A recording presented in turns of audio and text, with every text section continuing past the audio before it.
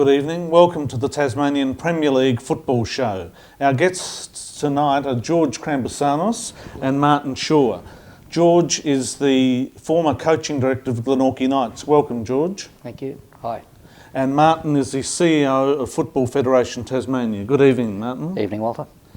We're going into cup action first of all. There were two statewide cup matches. The first one is between Clarence United and Devonport City from the north of the state. Martin, you were at this game. Were Devonport well worth their 4-2 win? Oh, look, I think they were, Walter. They played some great football, especially in the first half. And really the game was effectively over after about 30 minutes, courtesy of a Chris McKenna hat-trick. From there it was just a question of how much Clarence United could limit the damage. Chris McKenna's very good in the air, isn't he, Martin? He is. Look, he's got a great physique. He's a big, strong boy, and he uses his body very well. And two of his goals were from set pieces.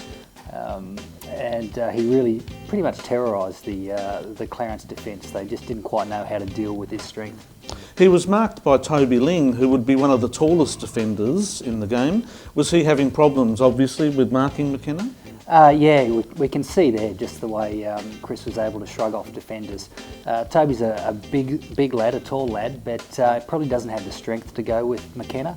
And we just see at various times throughout the game the way McKenna could shrug off a defender or just use his body to get in the right position. And George, we just saw Paul Cicluna there from Devonport, the little number 11 with the ball now. How do you rate him? I rate him as a very, very good player. Look, the combo between McKenna and that young lad is great because you have a strong player and a fast player. And of course that gives a lot of problems to the back line no matter who they play and who they are. And here we have one of the set pieces, Martin, with McKenna heading home. Yeah, a great ball in, great delivery from young Sean Howe, who had a great game in midfield. A terrific young player that I'm sure we'll see more of, but McKenna just too big, too strong. From FFT's perspective, it must be good that there's a final involving a northern side and a southern side, Martin? Oh, definitely. Look, we love these opportunities for northern teams to play against the southern teams. We don't get enough of it during the year, so if we can get a cup final with all the rivalries that brings, then it'll add a little bit to the game. We just saw McKenna score his hat-trick there, complete his hat-trick with another header. There he goes again, shooting just over the bar. Martin, it's interesting too that South Hobart topped the Southern Premier League ladder and Devonport City topped the Northern Premier League ladder. So they are good value for the final, aren't they? Oh, definitely. They've certainly up north, Devonport have shown themselves to be the stronger team up there, and South Hobart are leading the league down here. So they've played well in the league. They've obviously done well in the cup to make the final. So it's a case of no fairy tales this year for the Minnows, but it should make for a great game.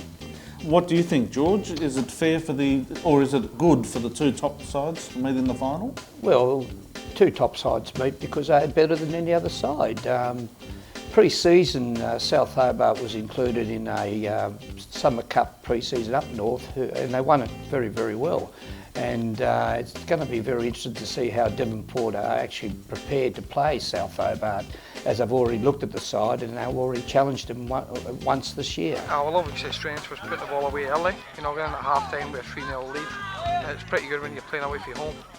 You know, and a couple of set pieces, a couple of good headers for the captain, Chris McKenna. So we were pleased with the half-time score. I think we went to sleep in the second half, let them back into the game. So I think a 4-2 was a fair result to finish up. A game of two halves. In fact, it was a good game ruined by Chris McKenna, really. He had 3 half chances in the first half, buried all 3. I think this shows great character of our players. You go in at 3-0 down, come out and play the way they did in the second half. We thoroughly deserved the 2 goals that we scored and sadly gave away another soft one. So 4-2 in the end, a fitting result. Like I said, quite a good quality game ruined by Chris McKenna.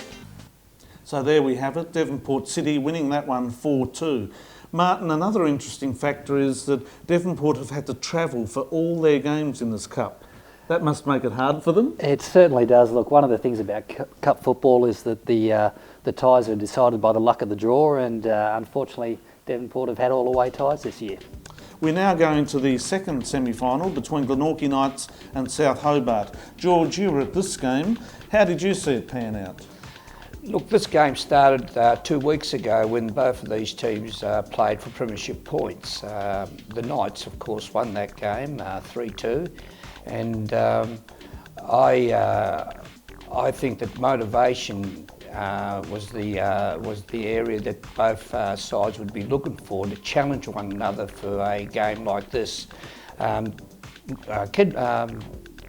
Ken Morton, the South Hobart coach, has won this cup 2 or 3 times, and that's of course with Glenorchy Knights. So this will be his first time with his new club, South Hobart, that he will be challenged to win this cup. So I honestly think that South can do this and do it well too. George, Julius Ross, we saw him score the first goal for South Hobart there. He's a young, promising player who's done the job in the reserves, and he finally got his start in the senior lineup. What do you think of him? Look, it's great to see these young players approaching their first game and doing well and scoring a goal very early in the game to give them confidence. But just going back to the cup, these young players, are they ready, and can they sustain the pressure of other sides that have players that have played for many, many years, in other words, experience? I think that South have too many young players, but by saying that, they have played a lot of games together and are experienced side. Great free kick goal there by David Abbott to make it 2-1 for South Hobart. We also saw a goal by Igor, the Brazilian. Martin, that must be good for the game to have an import like Igor, the Brazilian. Oh look, it's fantastic to see players like Igor coming into the Tasmanian football scene.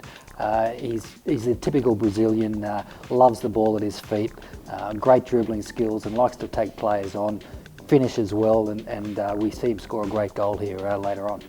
Cooper doesn't miss those either, does he, George? No. Nice little back heeler from Shay Hickey and a low drive by Cooper.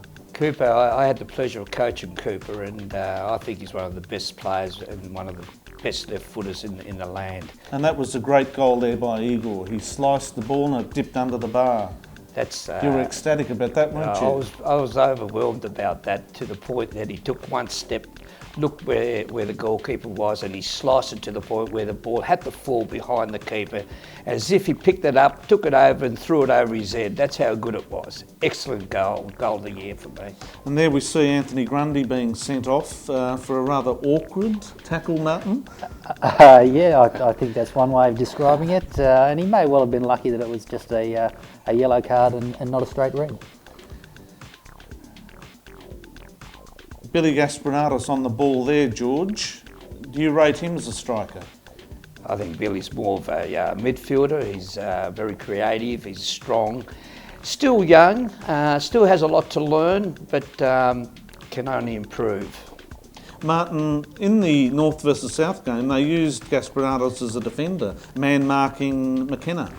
Yeah, look, it was interesting and certainly raised a lot of eyebrows. What do you think, Josh? Yeah, mate, hard-fought game always is between us two teams here.